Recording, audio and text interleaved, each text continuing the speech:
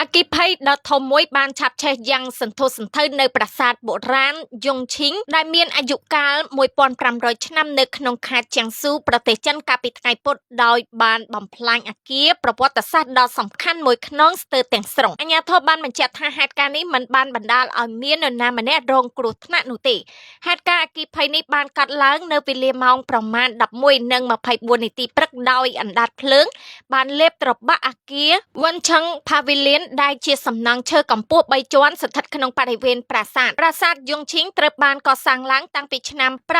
536ហើយអគារ Wencheng Pavilion គឺជាទីកន្លែងដ៏មានតម្លៃផ្នែកអក្សរសិល្ប៍ដែលអ្នកនិពន្ធដ៏ល្បីល្បាញលោកស៊ឺណៃអានបានសរសេរស្នាដៃប្រលោមលោកបុរាណចិនដ៏ល្បីល្បាញមួយក្នុងចំណោមអក្សរសិល្ប៍ដ៏អស្ចារ្យទាំង4របស់ចិនទោះជាយ៉ាងណាអគារដែលត្រូវបានភ្លើងឆេះនេះគឺជាសំណង់ដែលត្រូវបានសាងសង់ឡើងវិញក្នុងឆ្នាំ1993បន្ទាប់ពីសំណង់ដើមត្រូវបានរុះរើចោលក្នុងឆ្នាំ1958ចំពោះមូលហេតុដែលបង្កឲ្យមានអគ្គិភ័យនេះកំពុងស្ថិតក្រោមការស៊ើបអង្កេតរបស់អាជ្ញាធរនៅឡើយ